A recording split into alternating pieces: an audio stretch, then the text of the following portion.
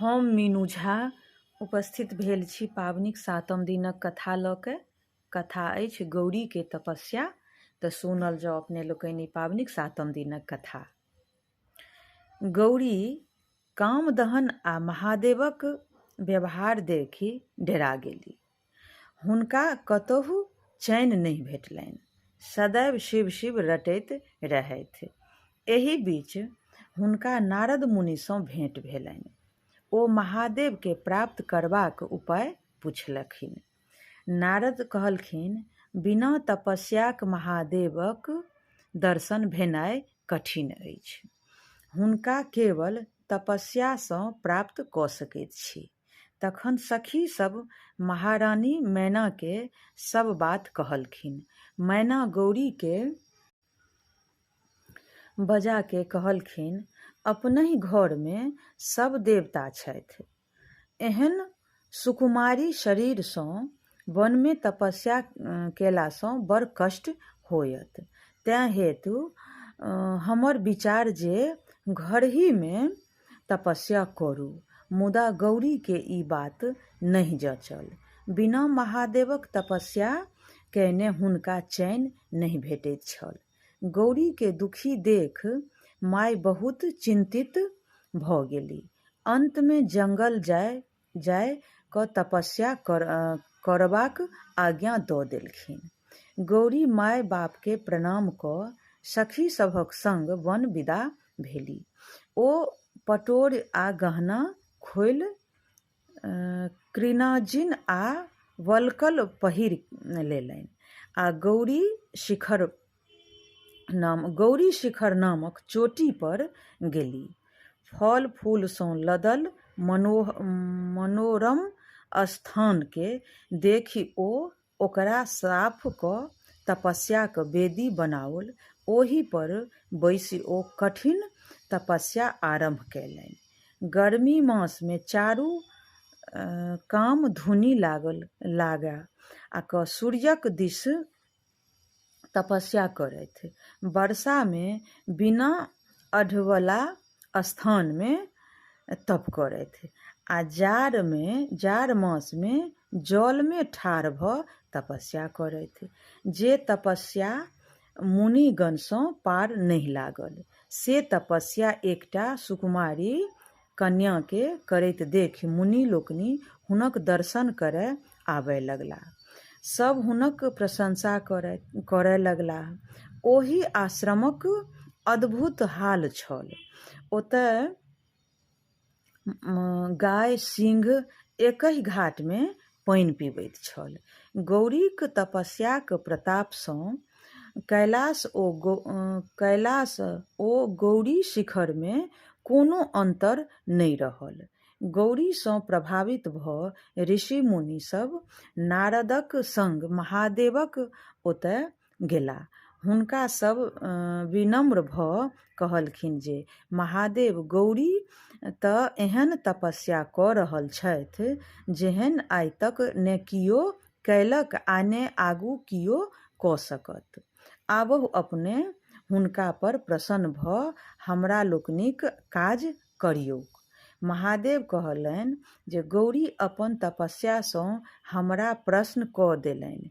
आब हुनकर मनोरथ पूर्ति हम करब। अहाँ लोकनि जाइत जाउ, अहाँ सभक काज अनायास भऽ जायत। महादेव बूढ़ बाबाजीक रूप धऽ गौरीक तपस्याक स्थल पर गेलाह। बाबाजीक रूप देखि गौरी हुनका स्वागत सत्कार कयलनि। बाबाजी प्रसन्न भऽ हुनका पुछलनि जे कोनो तरहक विघ्न बाधा तऽ नहीं अछि। इएह पुछलनि जे कोनो कामनासँ एतेक पैघ तपस्या करैत छी। गौरी अपने किछु उत्तर नहीं दऽ अपन सखी के इशारा केलनि। ओ कहलखिन जे हमर सखी महादेव सँ विवाह करबाक कामना सँ तपस्या कऽ रहल छथि। जहिये ई तपस्या शुरू केलनि तहिये आश्रम में फल फूल गलौलनि आ ओ सब गाछ बढ़िआँ फल लगौलनि, ओ सब गाछ बढ़िआँ फूल फल दऽ रहल अछि, लेकिन हिनकर कामनाक फलक एखन अंकुरो नहि फूटल अछि। बाबाजी गौरीसँ पुछलनि कि ई बात सत्य कहैत छथि? गौरी उत्तर देलखिन, हाँ, ई सत्य कहैत छथि। ताहि पर बाबाजी अपन निराशा प्रकट करैत विदा भेलाह जे हुनका होइत छलनि जे गौरी कोनो पैघ कामनासँ एहन कठिन तपस्या साधनामे लागल छथि। गौरी हुनका जाइत देख रोकबाक प्रयास करैत पुछलखिन जे हमरासँ कोन अपराध भेल जे एना निराश भऽ तमसायल जाइत छी? बाबाजी बजला, अहाँ हमर अपराध नहि कऽ अपन हानि कऽ रहल छी। हमरो पहिने अहाँ पर श्रद्धा भऽ गेल छल, मुदा अहाँक अभिष्ट बुझि घृणा भऽ गेल। अहाँ असरफी बेचि माटि कीनय चाहैत छी, हाथीक सवारी छोड़ि बरद पर चढ़ चाहैत छी, सूर्यक प्रकाश छोड़ि भगजोगनीक इजोतमे रहऽ चाहैत छी, कोठा सोफा त्याग मरघटमे दिन बिताबय चाहैत छी, कतऽ सर्वसम्पन्न इंद्रादि देवता आ कतऽ भिखमंगा महादेव। अहाँ सन सुकुमारी आ परम सुंदरी के ओही बूढ़ भिखमंगा महादेव जोड़ी केहन लागत? अहाँ एहन चंद्रमा सन मुँह आ महादेव दाढ़ी मोछ वाला मुँह, अहाँके कमल सन आ आँखि अहाँके हुनका तीनटा आँखि, अहाँके माथमे फूलक बेनी आ हुनका माथमे आ देहमे छाउर, अहाँक शरीरमे सोनाक गहना आ हुनका शरीरमे साँप लपेटल आ गर्दनिमे मुंडक माला। अहाँ मंगलमय आ ओ महा अमंगल। अहाँ महाराज हिमालयक बेटी आ ओ ककर संतान छथि सेहो नहि जनैत छथि। धनिक तेहन छथि जे देह पर लत्ता मात्र नदारद कन्याक लेल लोक बरमे जे गुण तकैत अछि ताहिमे एकोटा गुण महादेवमे नहि छनि। हुनकासँ विवाह कयलासँ अहाँके कोनो मनोरथ पूर्ण नहि हैत।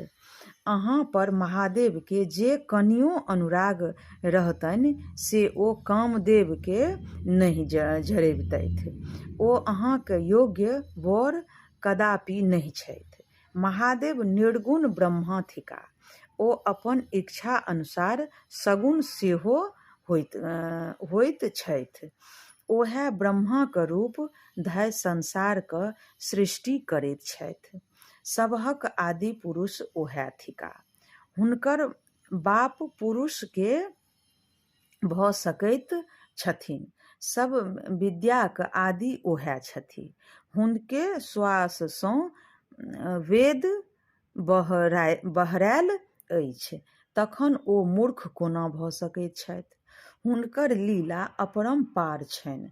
सुन्दरसँ सुन्दर आ कुरूपसँ कुरूप हुनके रूप छनि। ओ कहियो अमंगलकारी नहि भऽ सकैत छथि। अहाँ अपने पापी छी, तेँ अहाँ हुनकर रहस्य कोना बुझबनि? अहाँके हम सत्कार कएल, अहाँसँ गप कएल, एकर हमरा प्रायश्चित करय पड़त। बाबाजी के किछु बाजय लगला।